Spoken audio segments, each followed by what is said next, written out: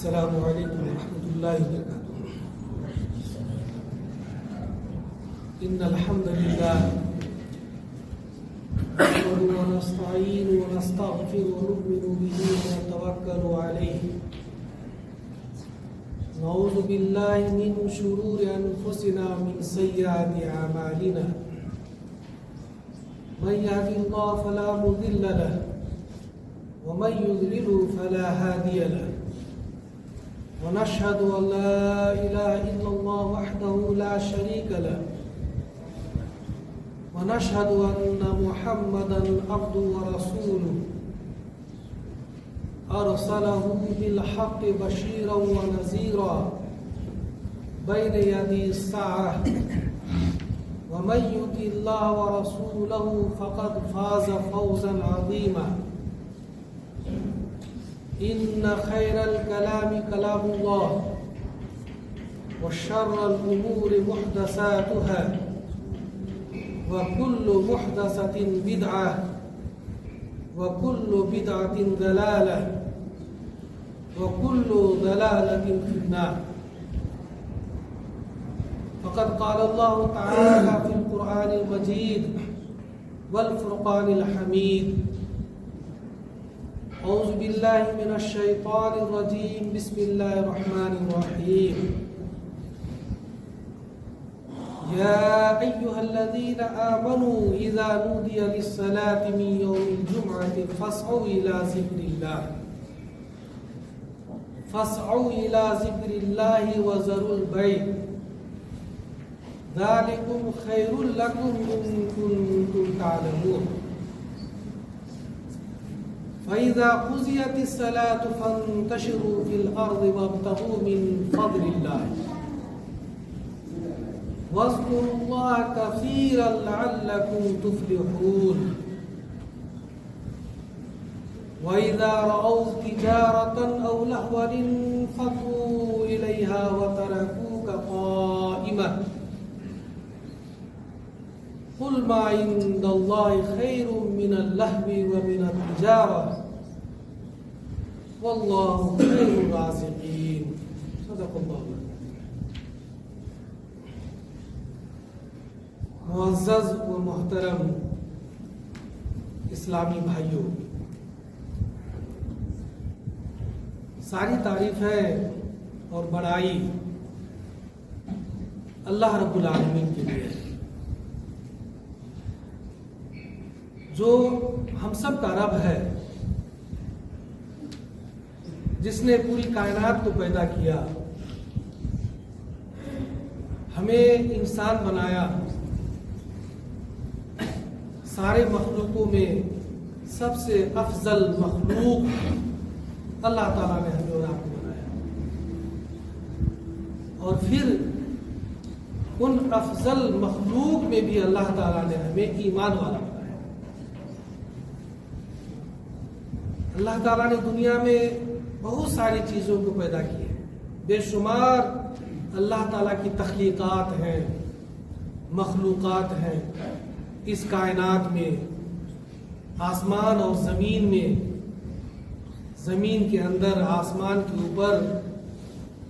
اور اس پورے فضا میں۔ لیکن اللہ تبارک تعالیٰ نے سارے مخلوقات میں، ساری پیدا کی ہوئی چیزوں میں اللہ تعالیٰ نے ہمیں اور آپ کو، انسان کو سب سے افضل بنایا، سب سے بہتر بنایا، کیونکہ اللہ تبارک تعالیٰ نے ہمیں عقل دی، اللہ تبارک تعالیٰ نے ہمیں سوچنے اور سمجھنے کی صلاحیت دی۔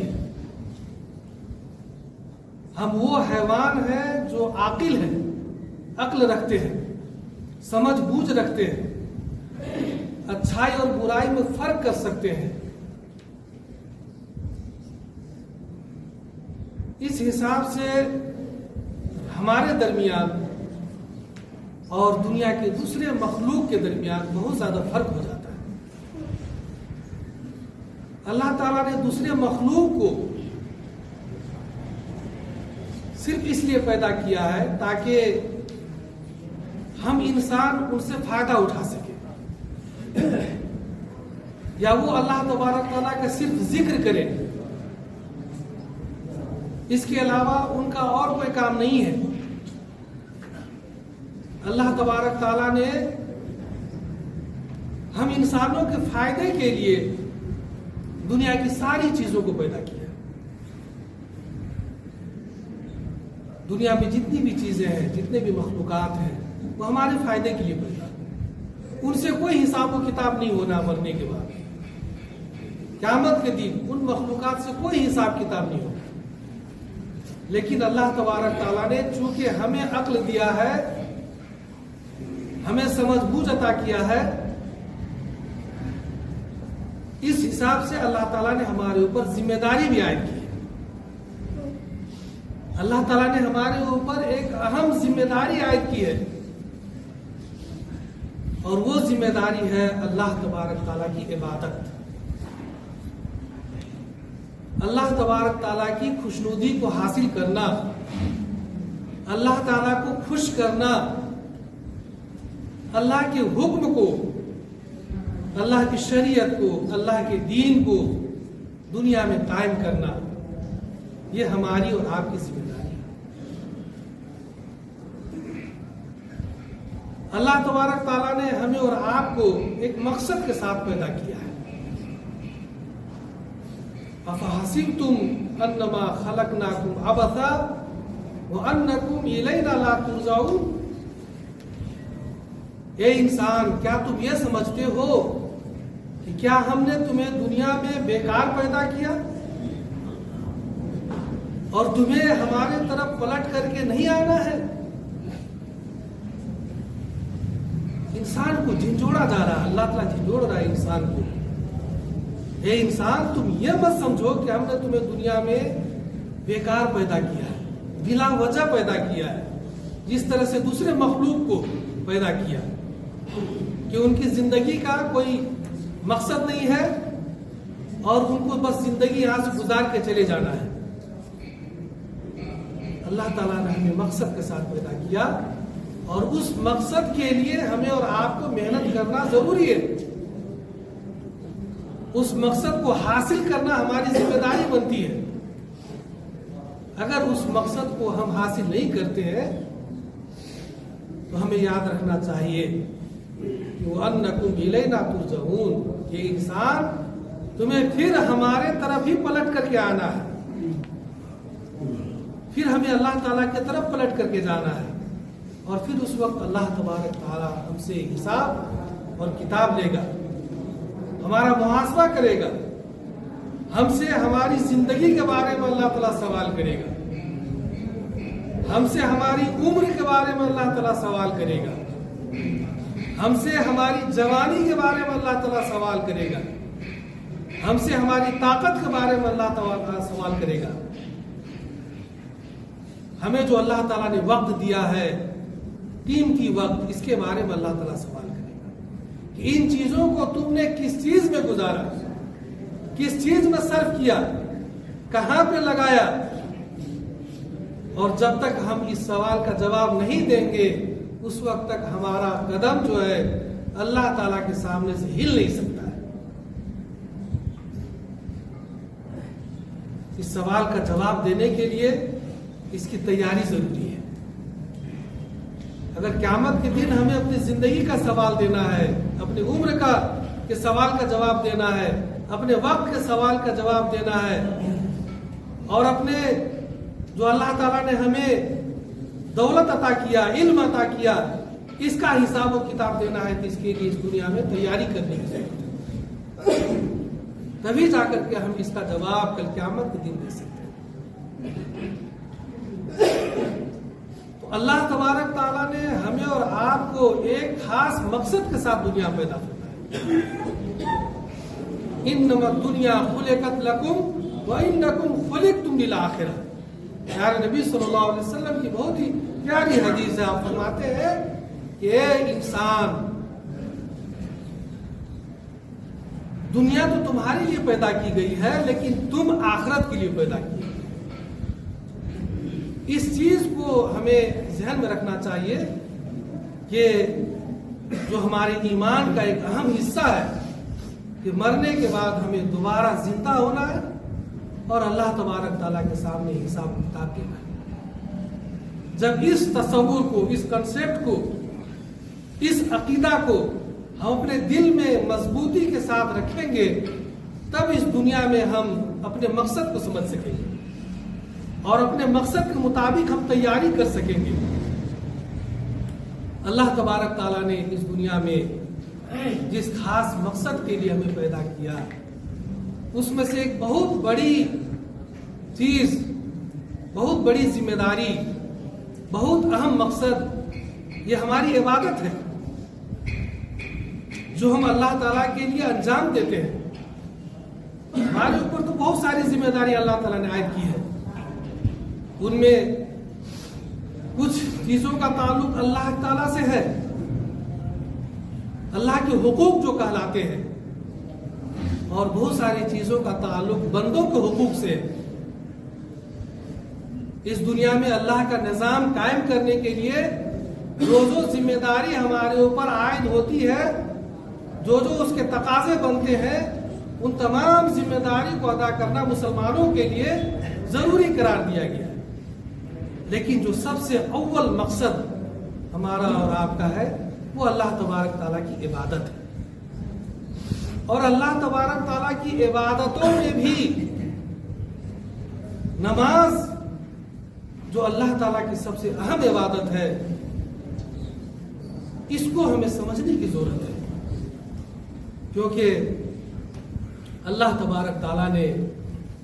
سب سے زیادہ حکم قرآن کریم میں نماز کے بارے میں دیا ہے، اور نماز کے تعلق سے پیارے نبی صلی اللہ علیہ وسلم کی ایک پیشن گوئی ہے کہ سب سے اخیر میں امت مسلمہ کے درمیان سے نماز کا شیرازہ بکھر جائے گا، یہ قیامت کی علامت ہوگی۔ امت مسلمہ کے تعلق سے پیارے نبی صلی اللہ علیہ وسلم نے جو پیشن گوئی فرمائی، تو فرمایا کہ جو سب سے پہلے امت کا شیرازہ بکھرے گا، امت انتشار میں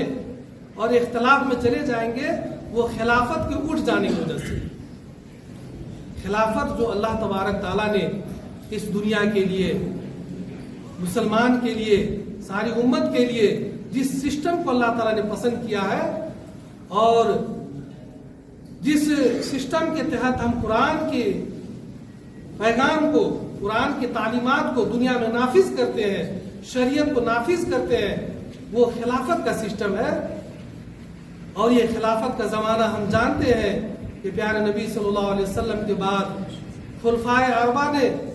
چاروں خلیفہ نے خلافت کی ذمہ داری انجام دی۔ پھر اس کے بعد بنو امیہ کی خلافت آئی، بنو عباسیہ کی خلافت آئی، عثمانیہ دور رہا، لیکن پھر دھیرے دھیرے خلافت کو دشمنوں نے ختم کیا، مسلمانوں کی نالائکی کی وجہ سے، مسلمانوں کی عیش و عشرت کی وجہ سے، مسلمانوں کی دنیا طلبی کی وجہ سے، اور دشمنوں کی محنت کی وجہ سے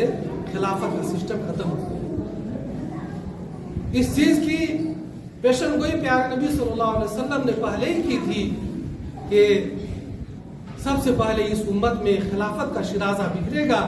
اور جو سب سے اخیر میں جو چیز ختم ہوگی امت کے درمیان سے، وہ نماز جو ہے امت کے درمیان سے ختم ہو جائے گی، اور یہ قیامت کی علامت ہے۔ میرے محترم بزرگ بھائیوں، یہ تو سب سے بنیادی فریضہ ہمارے اوپر، سب سے بڑی عبادت ہے، جس کو ادا کیے بغیر کوئی چارہ ہی نہیں ہے۔ اسی لیے اللہ تبارک تعالیٰ نے نماز کو کسی بھی حال میں معاف نہیں کیا ہمارے۔ اور آپ نے وہ حدیث سنی ہے کہ بچے کے تعلق سے نبی صلی اللہ علیہ وسلم اتنے شفیق، اتنے مہربان، اتنے لوگوں سے محبت کرنے والے، حضرت زید رضی اللہ تعالیٰ عنہ کو بیان ہے، فرماتے ہیں کہ میں نے نبی صلی اللہ علیہ وسلم کی پوری زندگی خدمت کی، لیکن آپ صلی اللہ علیہ وسلم نے کبھی مجھے ڈانٹا نہیں، کبھی مجھے برا بھلا نہیں کہا۔ حضرت انس رضی اللہ تعالیٰ عنہ فرماتے ہیں کہ میں نے 10 سال پیارے نبی صلی اللہ علیہ وسلم کی خدمت کی، لیکن کبھی آپ نے مجھے ڈانٹا، نہ کبھی آپ نے مجھے مارا۔ اتنے شفیق تھے حضرت محمد مصطفیٰ صلی اللہ علیہ وسلم۔ اس پیارے نبی صلی اللہ علیہ وسلم نے فرمایا کہ بچہ جب 7 سال کا ہو جائے تو اسے نماز کا تم حکم دو، نماز کی ترغیب دو، اور جب وہ 10 سال کا ہو جائے اور پھر بھی نماز نہیں پڑھتا ہے تو اسے تم سزا دو، اس پر تم سختی کرو، اس کو تم مارو۔ آپ اس اندازہ لگا سکتے ہیں کہ نماز کی کتنی اہمیت ہے۔ ایک بچہ جبکہ نماز فرض بالغ ہونے کے بعد، ہم جانتے ہیں کہ ہر عبادت جو ہے اسلام میں بالغ ہونے کے بعد فرض ہوتی ہے، لیکن نماز کی اہمیت کی وجہ سے اور اس کی عادت لگانے کے لیے، اس کی عادت ڈالنے کے لیے، اس کی اہمیت کے پیش نظر پیارے نبی صلی اللہ علیہ وسلم نے فرمایا کہ بچہ جب 10 سال کا ہو جائے اور نماز نہ پڑھے تو اس کو عادت ڈلوانے کے لیے اس کو مارو اور نماز پڑھو۔ یہی وجہ ہے کہ نماز کسی بھی حال میں اللہ تعالیٰ نے معاف کیا ہے۔ بیمار آدمی پر بھی نماز فرض ہے، بوڑھے پر بھی نماز فرض ہے، یہاں تک کہ مسافر پر بھی نماز فرض ہے۔ کسی بھی حال میں نماز کو اللہ تعالیٰ نے معاف نہیں کیا، البتہ رخصت دی گئی ہے۔ مسافر ہے 4 رکعت کی جگہ پہ 2 رکعت نماز پڑھے ہو، کیونکہ سفر ہے، وقت کم ہوتا ہے، گاڑی چھوٹنے کا اندیشہ ہوتا ہے، اسی لیے اللہ تعالیٰ نے تخفیف کیا، آسان کر دیا کہ 4 کی جگہ پہ تو 2 رکعت نماز پڑھو۔ جمعہ کی نماز مسافروں پر ضروری نہیں ہے، وہ چاہے تو ظہر کی نماز 2 رکعت پڑھ لے، جمعہ پڑھنا کوئی مسافر پہ ضروری نہیں ہے جو سفر پہ جاتے ہیں۔ اسی طرح سے کوئی بیمار ہے تو اللہ تعالیٰ نے اس کو اتنی سہولت دی۔ پیارے نبی صلی اللہ علیہ وسلم نے فرمایا کہ اگر تم کھڑے ہو کر نماز نہیں پڑھ سکتے ہو تو بیٹھ کر کے نماز پڑھو، بیٹھ کر کے نماز نہیں پڑھ سکتے ہو تو لیٹ کر کے نماز پڑھو، لیٹ کر کے بھی تم اگر حرکت نہیں کر سکتے ہو تو اشارے پر اپنے آنکھوں کے، اپنے پلکوں کے ذریعے سے نماز پڑھو، لیکن نماز کو اللہ تعالیٰ نے معاف نہیں کیا۔ نبی صلی اللہ علیہ وسلم نے فرمایا کہ من ترک الصلاۃ متعمدا فقد کفر، کہ جو جان بوجھ کر نماز چھوڑتا ہے گویا کہ وہ کافر ہو جاتا ہے، کفر جیسا عمل کرتا ہو۔ اور فقہاء نے کہا ہے کہ جب وہ کافر ہو جاتا ہے تو بہت سارے فقہاء کہتے ہیں کہ وہ اس کے ساتھ کافروں والا معاملہ کیا جائے، اسے جیل میں ڈالا جائے گا، اسے اس کی سزا دی جائے گی، مختلف سزائیں رکھی گئی ہیں اس کے لیے۔ اور قیامت کے دن جو سب سے پہلا سوال ہم سے ہوگا میرے محترم بھائیوں بزرگوں، وہ نماز کے بارے میں ہوگا، اور ہم جانتے ہیں اول شیء یحاسب یوم القیامہ الصلاۃ، پہلی چیز جس کے بارے میں قیامت کے دن ہم سے سوال ہوگا وہ نماز کے بارے میں۔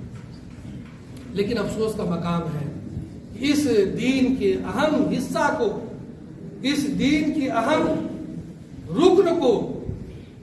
اس اہم فرضیت کو ہم لوگوں نے بھلا دیا، ہم لوگوں نے چھوڑ دیا۔ اور ابھی ہم مسلمانوں میں اتنی بڑی تعداد ہے بے نمازیوں کی، نماز چھوڑنے والوں کی، جس کا ہم اندازہ نہیں لگا سکتے ہیں۔ گنے چنے لوگ نماز پڑھتے ہیں 5 وقت کی، باقی سب کے سب غفلت کے شکار ہوتے ہیں۔ اور ہم میں سے جو بھائی صرف جمعہ کو نماز پڑھنے کے لیے آتے ہیں، افسوس کا مقام ہے کہ ان کے اندر بھی اتنی بڑی کمزوری پائی جاتی ہے کہ جمعہ میں بھی اب غفلت لوگ برتنے لگے ہیں۔ ابھی میں نے آپ کے سامنے جن آیتوں کی تلاوت کی ہے وہ سورہ جمعہ کی آیتیں ہیں۔ اللہ تبارک تعالیٰ فرماتا ہے یا ایھا الذین آمنوا اذا نودی للصلاۃ من یوم الجمعہ، یہ لوگوں جو ایمان لائے ہو، جب جمعہ کے روز اذان دے دی جائے، فسعوا الی ذکر اللہ، تو اللہ کے ذکر کی طرف تم دوڑ دو، اللہ کے ذکر کی طرف جمعہ کے لیے تم نکل پڑو۔ وذروا البیع، اور کاروبار، تجارت، لین دین، دنیاوی کام کاج، ان چیزوں کو چھوڑ دو۔ ذالکم خیر لکم، یہی تمہارے لیے بہتر، تمہارے لیے یہ بہتر ہے۔ وَإِن كُنتُمْ تَعْلَمُونَ، اگر تمہارے پاس عقل ہے، سمجھ بوجھ ہے تو یہ چیز تمہارے لیے بہتر ہے۔ لیکن ہم انسان جمعہ کی نماز میں بھی اتنی غفلت برتتے ہیں کہ اذان ہو جانے کے بعد بھی مسجد خالی نظر آتی ہے، ہمارا کوئی عطا پتہ نہیں ہوتا ہے، مسجد میں موجود نہیں ہوتے ہیں۔ اب ہماری کوتاہی، ہمارے گناہ ہمارے عمل کی یہ انتہا ہو چکی ہے کہ 5 وقت کی نماز تو دور کی بات، ہم جمعہ بھی پابندی سے نہیں پہنچ رہے ہیں۔ فرمایا کہ فَإِذَا قُضِيَتِ الصَّلَاةُ فَانتَشِرُوا فِي الْأَرْضِ وَابْتَغُوا مِن فَضْلِ اللَّهِ، نماز جب ختم ہو جائے تب تم جاؤ اور روزی روٹی تلاش کرو، لیکن یاد رکھو کہ اللہ تعالیٰ کا ذکر کرتے رہنا۔ وَاذْكُرُوا اللَّهَ كَثِيرًا لَعَلَّكُمْ تُفْلِحُونَ، خوب اللہ کا ذکر کرتے رہو تاکہ تم کامیاب ہو سکو۔ میرے محترم بزرگوں بھائیوں، جمعہ کی نماز کے تعلق سے کم ہم حساس ہو جائیں کہ جمعہ کی نماز اللہ تبارک تعالیٰ نے ہمارے اوپر فرض کیا، اور یہ ہفتہ کا جو ہے یہ عید کا دن کہلاتا ہے جمعہ کی وجہ سے۔ جمعہ کے روز خطبہ کو پیارے نبی صلی اللہ علیہ وسلم نے اس کو سننا جو ہے واجب قرار دیا ہے، اور جمعہ کا حصہ ہے خطبہ دینا۔ اگر خطبہ نہیں دیا جائے تو جمعہ کی نماز نہیں ہوگی۔ تو جو خطبہ جمعہ کے لیے ضروری قرار دیا گیا ہے، اس خطبہ کو اگر آپ نہ سن سکے، اس سے پہلے نہ پہنچ سکے، تو پھر جمعہ کا آپ نے گویا کہ حق ادا نہیں کیا۔ اللہ تبارک تعالیٰ نے اذان کے بعد سارے کام کاج کو حرام قرار دیا ہے، لیکن کتنے سارے لوگ ایسے ہیں جو اذان کے بعد اپنے کام میں لگے ہوتے ہیں، اور جب خطبہ شروع ہو جاتا ہے، نماز کا وقت ہو جاتا ہے، تب لوگ دوڑے ہوئے جمعہ کی طرف آتے ہیں۔ یہ ہماری کوتاہی ہے، یہ ہماری کمزوری ہے کہ ہم نے ہفتہ میں صرف ایک دن جمعہ کی نماز کو ہم نے اختیار کیا، باقی ہم نے چھوڑ دیا ہے، لیکن اس جمعہ میں بھی ہم اتنی کوتاہی برت رہے ہیں جس کا اندازہ کرنا مشکل ہے۔ جمعہ کے وقت، جمعہ کے دن پہلے آنا یہ بہت ہی زیادہ افضل ہے۔ حدیث میں آتا ہے کہ پیارے نبی صلی اللہ علیہ وسلم نے فرمایا، جمعہ کے دن جو شخص اچھی طرح غسل کرے اور پھر اپنے آپ کو پاک صاف کر کے عطر لگا کر کے جمعہ کی تیاری میں جلدی سے جمعہ کے لیے آئے، تیزی کے ساتھ جمعہ کے لیے آئے اور اول وقت میں پہنچے، اور پھر غور سے خطبہ کو سنے، اچھی طرح نماز کو ادا کرے، تو پیارے نبی صلی اللہ علیہ وسلم فرماتے ہیں اس کے پچھلے ہفتے کا گناہ جو ہے معاف کر دیا جاتا ہے، اور مزید 3 دن بڑھا دیا جاتا ہے، یعنی 7 دن 10 دنوں کے اللہ تبارک تعالیٰ جو ہے گناہ کو معاف کر دیتا ہے، گناہ صغیرہ کو معاف کر دیتا ہے۔ لیکن اس کے لیے ضروری ہے خشوع و خضوع، کہ ہم جمعہ کے لیے لپکے، جمعہ کے لیے جلدی آئے، اور امام جب خطبہ دے رہے ہو، جب امام خطبہ کے لیے کھڑے ہو جائے، خطبہ کے لیے نکل پڑے، تو پیارے نبی صلی اللہ علیہ وسلم کی حدیث ہے کہ اذا خطب الامام فلا صلاۃ ولا کلام، جب امام خطبہ شروع کر دے، جب امام خطبہ کے لیے کھڑا ہو جائے، تو پھر کوئی نماز نہ پڑھے اور نہ کوئی گفتگو کرے۔ اس سے منع کیا گیا ہے، کیونکہ خطبہ کی اہمیت ہے۔ خطبہ میں ایک اہم پیغام دیا جاتا ہے، مسلمانوں کو ایک خاص پیغام دیا جاتا ہے، کسی بھی مسئلے کے بارے میں، شریعت کے بارے میں، حالات کے بارے میں۔ یہی وجہ ہے کہ جمعہ کی نماز چھوٹی چھوٹی مسجدوں میں پڑھنے سے منع کیا گیا ہے، کہ ہر چھوٹی مسجد میں جمعہ کی نماز نہ پڑھی جائے، جمعہ کی نماز ایک جامع مسجد میں ادا کی جائے، بڑی مسجد میں ادا کی جائے، اور چھوٹی مسجدوں سے لوگ جو ہے جمعہ کے لیے بڑی مسجد میں آئے، تاکہ وہاں سے امام، ذمہ دار کوئی پیغام دے، اور اس پیغام کو لوگ سن سکے، سمجھ سکے، اس کے مطابق جو ہے وہ اپنی زندگی گزار سکے۔ تو خطبہ سننے کی بہت بڑی فضیلت آئی ہے۔ جب خطبہ دیا جائے تو اس وقت آپس میں بات کرنا یہ ناجائز ہے۔ ہمارے بہت سارے بھائی آتے ہیں، ہفتہ میں 1 روز آتے ہیں، اور پیچھے بیٹھنے کے بعد وہ جو ہے گپ سپ میں لگ جاتے ہیں، اور وہ یہ نہیں سمجھتے کہ ہم پیچھے گپ کر رہے ہیں، بات کر رہے ہیں، اور ہماری گفتگو کی وجہ سے، ہمارے بات کرنے کی وجہ سے سارے لوگوں کو تکلیف پہنچ رہی ہے، سارے لوگوں کو خطبہ سننے میں انہیں ڈسٹرب ہو رہا ہے۔ اس چیز کا انہیں احساس تک نہیں ہوتا، کیونکہ شیطان جو ان پر سوار ہوتا ہے۔ میرے بھائیوں، کم سے کم جمعہ کے دن کے جو آداب ہیں اس کا آپ خیال کریں، اس کی آپ عزت کریں، اس کا آپ احترام کریں۔ جمعہ کے دن جب آپ آتے ہیں تو اطمینان سے خطبہ سنیں، اور جو ہمارے بھائی خطبہ کے دوران نماز یہ پڑھتے رہتے ہیں یہ بھی صحیح طریقہ نہیں ہے۔ اسے منع کیا پیارے نبی صلی اللہ علیہ وسلم کہ جب خطبہ ہو رہا ہو تو نماز ہرگز نہ پڑھی جائے، لیکن ہمارے بہت سارے بھائی نہیں سمجھتے ہیں، سمجھنے کی کوشش نہیں کرتے ہیں۔ کم سے کم اپنے علماء سے سمجھنا بھی چاہیے انہیں۔ ابھی بھی بہت سارے بھائی سنت پڑھ رہے ہیں، خطبہ کے دوران کوئی سنت نہیں ہے، خطبہ سے بڑھ کر کے کوئی سنت نماز نہیں ہوتی ہے۔ تو آپ جب خطبہ شروع ہو جائے تو اس وقت آپ سنت نماز نہ پڑھیں۔ نماز پڑھنے سے بھی روکا گیا ہے خطبہ کے دوران۔ تو آپ اندازہ لگائیے کہ بات ہم کیسے کر سکتے ہیں۔ یہاں تک حدیث میں آتا ہے کہ خطبہ کے دوران اگر کوئی بات کرے تو اسے تم جو ہے چپ ہونے کے لیے بھی جو ہے آواز سے مت کہو، یعنی ایک چیز ہے جس کو روکنا ہے، لیکن وہاں پر بھی کہا جا رہا ہے کہ زور سے بول کر کے یا اس کو اشارہ کر کے یہ تم مت کہو کہ تم چپ ہو جاؤ، کیونکہ اس سے بھی جو ہے ایک ماحول میں ایک طرح کی خرابی پیدا ہوگی اور ہر آدمی ایک دوسرے کو جو ہے روکنے میں منع کرنے میں لگ جائے گا۔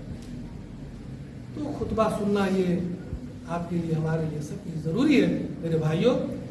پیارے نبی صلی اللہ علیہ وسلم کی جمعہ کی فضیلت کے بارے میں ایک بہترین حدیث ہے جو سنا کر کے میں آج کی گفتگو ختم کروں گا۔ پیارے نبی صلی اللہ علیہ وسلم فرماتے ہیں کہ جب جمعہ کی اذان ہوتی ہے تو فرشتے رجسٹر لے کر کے گیٹ پر بیٹھ جاتے ہیں، فرشتے رجسٹر لے کر کے گیٹ پر مسجد کے دروازے پر بیٹھ جاتے ہیں، اور پھر جو پہلے وقت میں آتا ہے،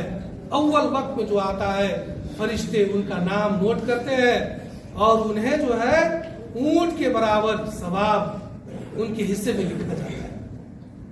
اور پھر اس کے بعد والے وقت میں جو جمعہ پڑھنے کے لیے آتے ہیں اس کے بعد دوسرے وقت میں یعنی اس تھوڑا لیٹ، تو اس کو پھر اس کے بعد اس سے کم ثواب لکھا جاتا ہے، یعنی گائے کے برابر۔ اور پھر اس سے جو لیٹ آتے ہیں اس سے اس کو کم ثواب لکھا جاتا ہے، یعنی بھیڑ بکری کے برابر۔ یہاں تک کہ حدیث میں آتا ہے کہ مرغی کے برابر بھی ثواب لکھا جاتا ہے، مرغی کے انڈے کے برابر بھی ثواب لکھا جاتا ہے۔ اور جب امام خطبہ شروع کر دیتے ہیں تو فرشتے جو ہے رجسٹر کو بند کر کے فرشتے پھر جو ہے اس کام کو چھوڑ کر کے خطبہ میں شریک ہوتے ہیں۔ تو آپ اندازہ لگائیے کتنی بڑی فضیلت ہے اس نماز کی کہ آپ اگر وقت کی پابندی نہیں کریں گے تو نماز کو آپ جیسے تیسے پڑھ لیں گے، لیکن جمعہ کی جو فضیلت ہے، جمعہ کی جو اہمیت ہے، جمعہ کی جو برکت ہے، ان چیزوں سے آپ محروم ہو جائیں گے۔ میرے محترم بزرگ بھائیوں، یہ جمعہ کے تعلق سے چند باتیں تھی، نماز کے تعلق سے چند باتیں تھی جو آپ مسلمان ہونے کی حیثیت سے آپ کے لیے سننا یہ باتیں ضروری تھی۔ تو آپ آج کے اس خطبے میں آپ کے لیے یہی پیغام ہے کہ آپ اپنے ذہن میں، ہم سب اپنے ذہن میں اس چیز کو پیوست کر لیں، اس چیز کو راسخ کر لیں،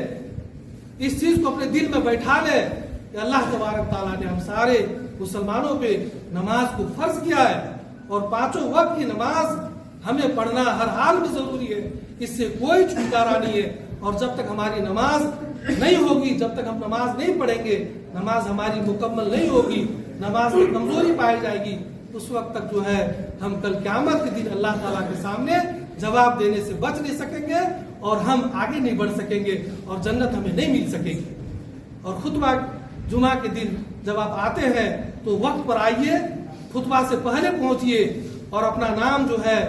فرشتے کے ریکارڈ میں لکھوانے کی کوشش کریے۔ اور پھر یہاں آنے کے بعد آپ خطبہ سے جب پہلے آئیں گے تو آپ کو سنت پڑھنے کا وقت ملے گا، تحیۃ المسجد پڑھنے کا وقت ملے گا، اور پھر آپ خطبہ کو سن سکیں گے۔ اور خطبہ کے دوران آپ خطبہ کی جو مستحب چیزیں ہیں اس کا خیال رکھیے، اور جو مکروہات ہیں ان سے بچنے کی کوشش کیجیے، تاکہ اللہ تبارک تعالیٰ کا زیادہ سے زیادہ اجر اور ثواب آپ کو حاصل ہو سکے۔ اللہ تعالیٰ سے دعا کرتا ہوں کہ اللہ تبارک تعالیٰ ہم سارے مسلمانوں کو ان باتوں پر عمل کرنے کی توفیق عطا فرمائے۔ اقول قولی ھذا واستغفر لي ولكم ولسائر المسلمين فاستغفروه انه الغفور الرحيم انه تعالى جواد كريم ملك